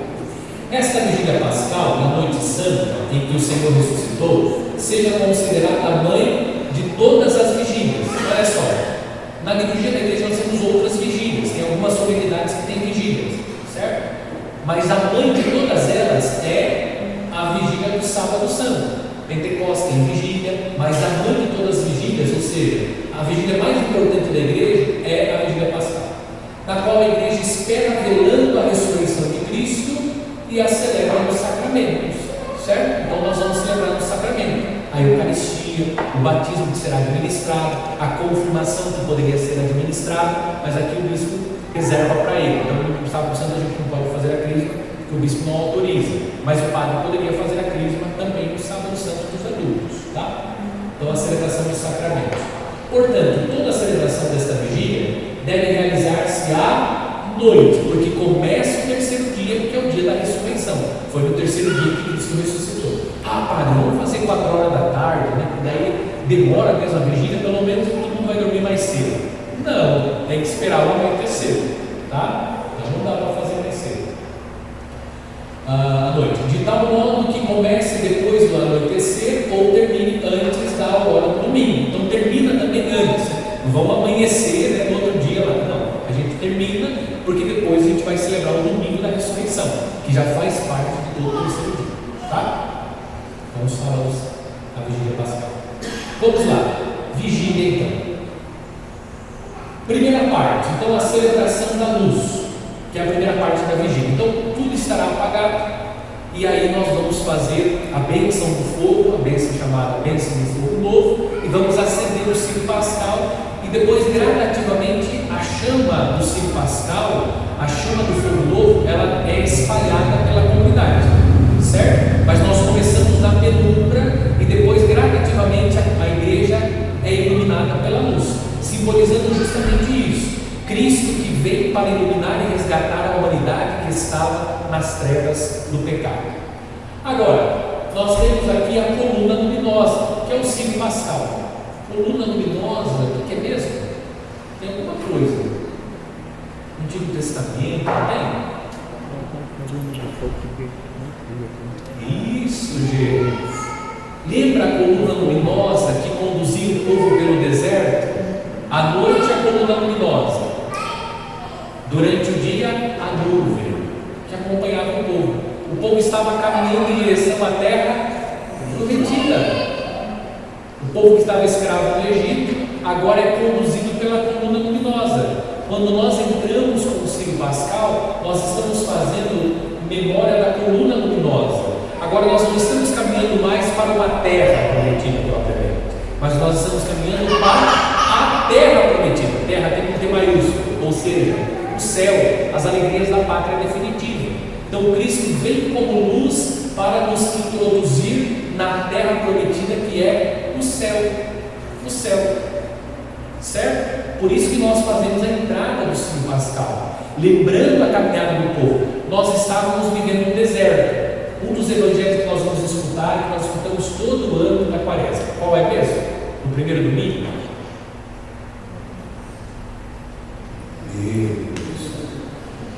A tentação de Jesus, todo primeiro domingo. E Jesus foi tentado onde? No deserto. Olha só, a quaresma, 40 dias. Quanto tempo mesmo o povo ficou no deserto? Olha só, 40 anos. Né? É coincidência, não tem, mamãe? Não é coincidência, é a teocidência. É Deus tecendo a história e a igreja assimilando a história da salvação e celebrando a história da salvação na liturgia. Quaresma, tempo de deserto, coluna luminosa que vai nos introduzir na terra prometida, que é Jesus, o novo Adão que abre as portas do paraíso que estavam fechadas. Fomos expulsos do jardim do Éden, agora o jardim do Éden está aberto pela coluna luminosa que é Cristo Jesus, que veio para nos iluminar. Bom, é isso que nós vamos recordar naquele momento. Então, não fique brincando mais com a chaminha da vela. Preste atenção no que está acontecendo, para que você entenda, tá? O que está acontecendo. Por que o padre está entrando, dizendo, eis a luz de Cristo, por que ele diz, demos graças a Deus? Por que eu estou agradecendo a Deus? Nem sei, né? A gente canta todo ano, nem sabe por que está dizendo, demos graças por tudo isso que nós estamos vendo, que nós estamos dando graças a Deus. Porque nós não vamos perecer no vale tenebroso. Existe um Salvador, Jesus Cristo. Ó Cristo, luz, Cristo, Jesus. Isso que nós vamos cantar durante a quaresma. Depois vai atingir o ápice no canto que o Padre vai entoar. Eis a luz de Cristo. Tá? Então é isso, coluna luminosa. Ciro Pascal disse que eu ia falar para vocês sobre o motivo pelo qual o ano está lá, né? Veja, interessante, eu esqueci de pedir para pegar o cristal aqui, mas eu vou citar assim de forma espontânea. No Ciro Pascal, nós temos os cravos, não temos? Os cravos. Por que deu cravo? Para decorar o Ciro Pascal, para deixar mais bonita a vela. Por quê? Isso, para manifestar que o ressuscitado é o crucificado. O que Jesus vai dizer mesmo? Está com dúvida, Tomé? Olha aqui, ó. Dá uma olhada aqui. Olha aqui as mãos. Veja aí os pés. olha aqui o lado. Ou seja, o ressuscitado é o crucificado. Jesus morreu verdadeiramente, mas ele ressuscitou no terceiro dia. Por isso os cravos estão lá, para que nós nunca nos esqueçamos que para chegar às alegrias da ressurreição é preciso passar pela dor, pelo sofrimento da cruz. Então, meu amigo, esqueça, para chegar às alegrias do céu, à glória do céu, é preciso passar pela cruz. O Cristo ressuscitado, simbolizado no ciclo pascal, continua trazendo as marcas da paixão, por isso estão lá os cravos. Está vendo? Depois tem o ano. Por que tem o ano? Porque nosso Senhor continua realizando a obra da salvação na história. Ou seja, aqueles que estão vivendo em 2023 também podem ser salvos por Cristo Jesus, porque a salvação ele veio para oferecer a todos, mesmo aqueles que não conviveram historicamente com Ele, podem hoje ser alcançados pela salvação. Ele é o Senhor da história, e Ele salva e veio para salvar todos. Nós que estamos aqui hoje podemos ser salvos por Cristo, então Ele vem para nos salvar. Então Ele é o Senhor da história, o Senhor do tempo. O mistério de Cristo não está refém ao tempo, por isso que nós não temos relógio dentro da igreja, porque Cristo é o Senhor do tempo. O tempo que rege a liturgia não é o crono, já expliquei para vocês, mas é o kairos, que é o tempo da graça. Quando é o tempo da graça de Cristo? Hoje, porque Ele é o Senhor da história, Ele é o Senhor do tempo. Tá? Por isso. Depois, segunda parte da vigília, liturgia da palavra. Então nós vamos ler aqui, são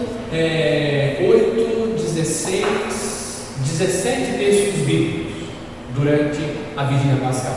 17 são 7 do Antigo Testamento, 1 do Novo Testamento, a Epístola de São Paulo, e depois o Evangelho, 9, mais 8 salmos, 17. Tá? Serão 17 textos, mas retratando toda a história da nossa salvação. Os textos são belíssimos. Tá? Então, durante a liturgia da palavra, nós vamos lembrar a história da salvação. Seguindo, terceira parte, a liturgia batismal. Olha só que bonito. Na liturgia batismal, nós vamos recordar na oração de bênção da água batismal o dilúvio do Mar Vermelho. Dilúvio. A razão do dilúvio era a purificação da humanidade que estava corrompida, que estava imersa no pecado. E aí a arca de Noé, que é símbolo da igreja, tem a água, tem. E daí o que aconteceu mesmo? Quem trouxe no biquinho, o raminho, o passarinho, o pombo. O que estava no biquinho dele mesmo? Ramo do quê? Ramo de oliveira. Ó, pombo, quem que apareceu no batismo de Jesus mesmo? Esse em forma de pomba. Olha só. Está trazendo o quê? Ramo de oliveira. Oliveira é o que mesmo? O óleo. Fruto da oliveira é feito o azeite, o óleo que nós usamos no batismo. Então nós vamos lembrar o quê? O dilúvio, tanto que na oração vocês vão ouvir, o padre vai falar do dilúvio. É a purificação, liturgia batismal, a purificação. Depois o Mar Vermelho, por quê? A passagem da escravidão para a liberdade, da morte para a vida. Nós vamos recordar isso na liturgia batismal. Quarta e última parte da vigília. Claro que eu estou fazendo resumo do resumo. Quarta parte, liturgia eucarística. Olha só, Antigo Testamento novamente. Enquanto o povo caminhava pelo deserto, Deus foi alimentando o povo com o maná. Nós estamos neste mundo vivendo nesse deserto, em direção à pátria definitiva. E o que Deus nos oferece? Não mais o maná.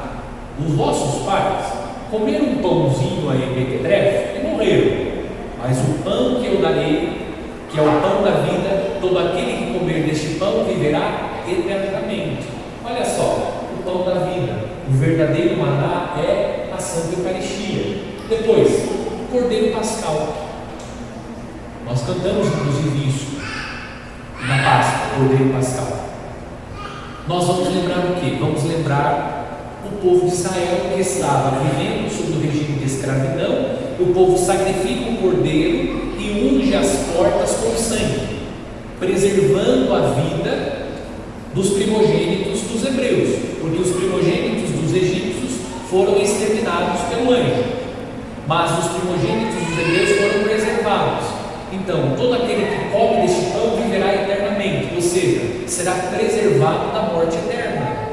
Aquele que está unido a Cristo e permanece unido a Cristo pela Santa Eucaristia será preservado da morte eterna, isto é, do sofrimento eterno. Então nós vamos comungar, receber o Cordeiro Pascal, que guarda a nossa vida, mas também o povo comeu o Cordeiro Pascal antes de sair do Egito, para viver a travessia do Mar Vermelho e chegar ao deserto, caminhando em direção à Terra Prometida.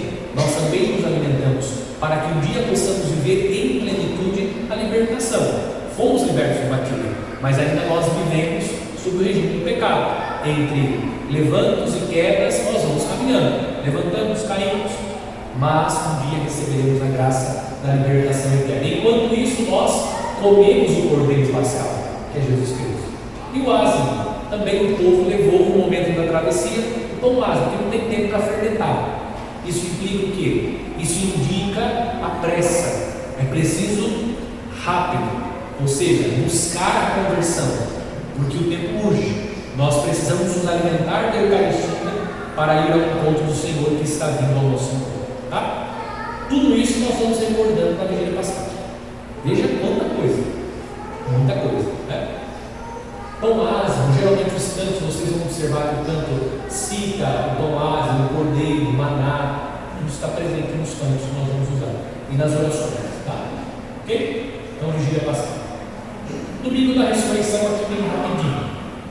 Domingo da Ressurreição, eu peguei aqui só um trechinho da sequência da Páscoa. Olha só que bonito. Vi Cristo ressuscitado, o túmulo abandonado, os anjos da cor do sol dobrados ao chão do lençol. Quem disse isso? Maria Madalena, que foi ao túmulo, né? Então a liturgia está nos levando a contemplar aquilo que Maria Madalena contemplou.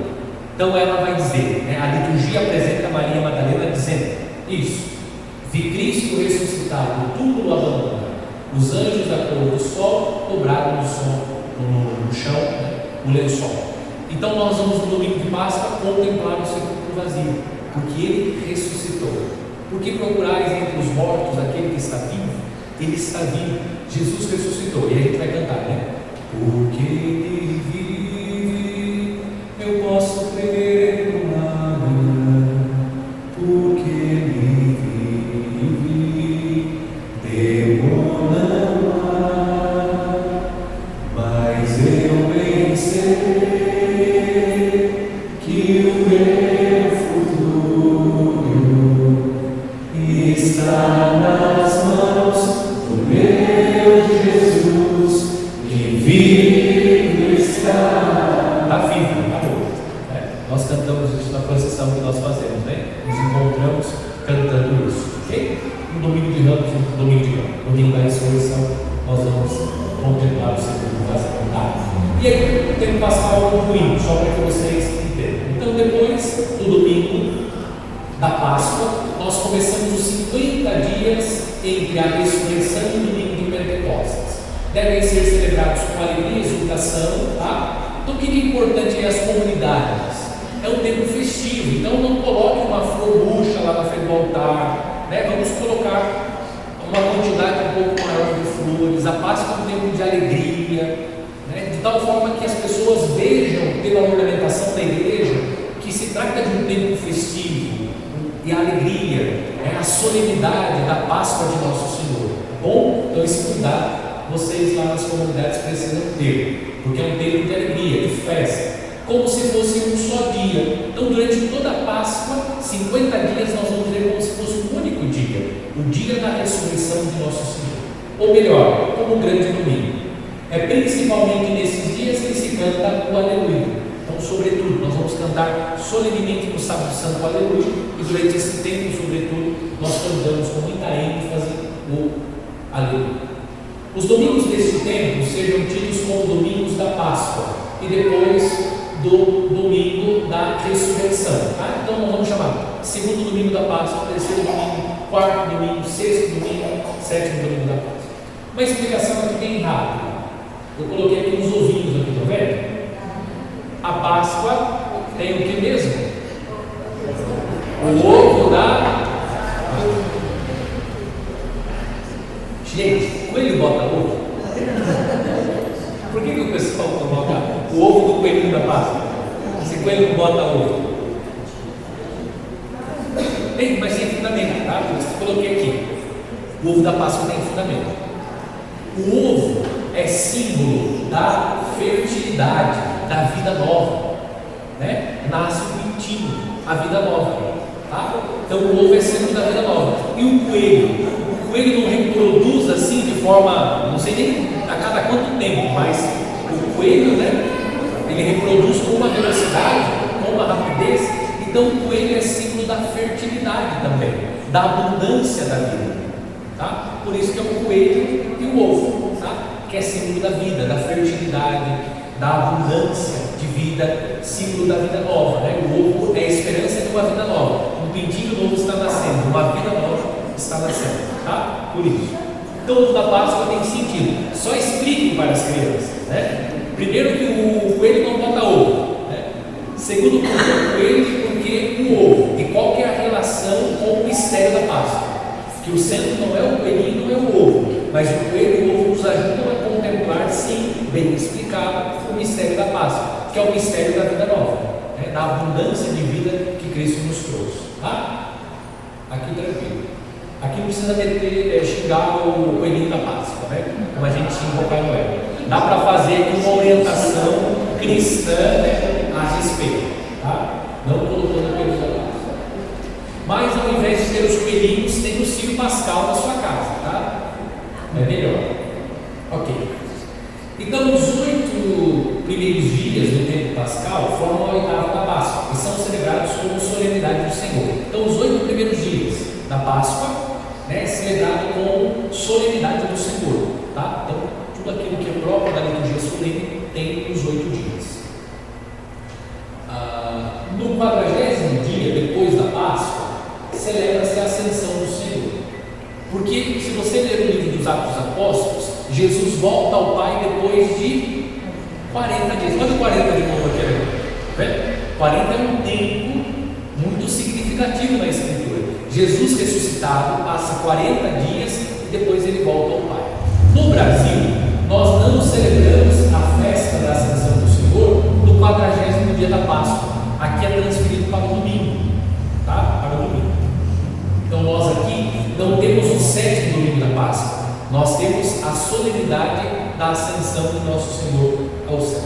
Aí eu já expliquei para vocês, só lembrando, aqui está a origem da novena de Pentecostes, né? Por quê?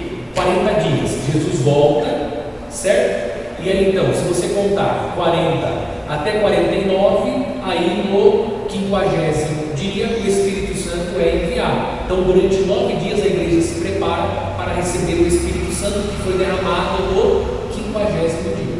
Aqui está a origem da novena de Pentecostes, tá? Então no Brasil não tem o 7º domingo, tem o domingo que celebramos a solenidade da Ascensão do Senhor. Porque aqui não é um dia santo de guarda, não é feriado, então isso dificultaria até a participação do povo. Então aqui eu transferi para o domingo. Já terminando então. Os dias da semana, depois da ascensão até o sábado antes do Pentecostes, inclusive, constituem uma preparação para a vinda do Espírito Santo Paráclitos, que eu disse. Por isso que eu sempre digo que a novena oficial da igreja é a novena do Espírito Santo, a novena de Pentecostes, que nos prepara para a solenidade de Pentecostes e conclui todo o tempo pascal. Tá? O domingo de Pentecostes encerra esse tempo sagrado de 50 dias. Então é um derramamento do Espírito para que a igreja possa viver a missão de pregar o Evangelho esperando a vinda gloriosa de Cristo. Porque sem o Espírito Santo a igreja seria morta, seria um cadáver fadado à putrefação. O Espírito Santo é a alma da igreja. Então sem o Espírito Santo a igreja não iria cumprir a sua missão enquanto espera a vinda gloriosa de nosso Senhor. É tudo isso que nós vamos celebrar durante o ciclo da Páscoa, Quaresma e Páscoa. Tá? Ok. Alguma pergunta? aprendeu mais com vocês aqui até do que ontem lá. Falei muito mais coisa aqui hoje, no mesmo tempo, 9h17. Lá 9h16. Oi? É que está mais fácil porque eu já fiz um caminho com vocês, realmente. Sim, Flávio. O ofício das trevas se vê na Ótimo. Ontem até falei lá da comunidade, a experiência que nós temos. O ofício das trevas, o ofício da agonia, isso tudo faz parte da devoção popular, tá? Não propriamente da liturgia oficial da igreja.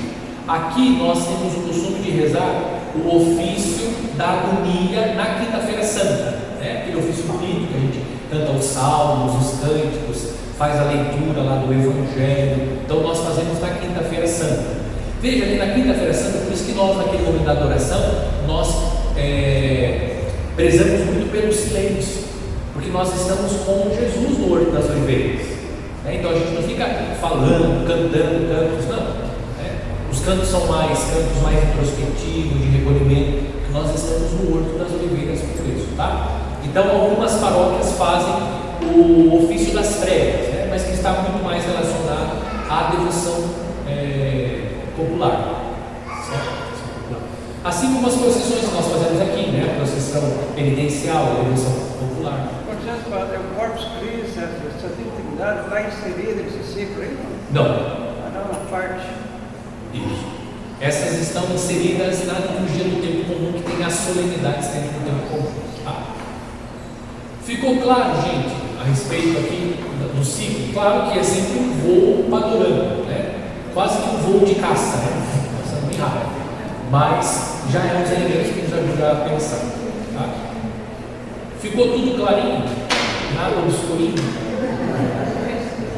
Está todo mundo iluminado aqui. Graças a Deus. Tá, então vamos encerrar. Não vai ter lanche porque senão vai ficar muito tarde. Então, aí passa um carrinho e cachorro quente. Não, hoje é sexta-feira, come carne, então tem que comer alguma coisa de queijo. Glória ao Pai, ao Filho e ao Espírito Santo.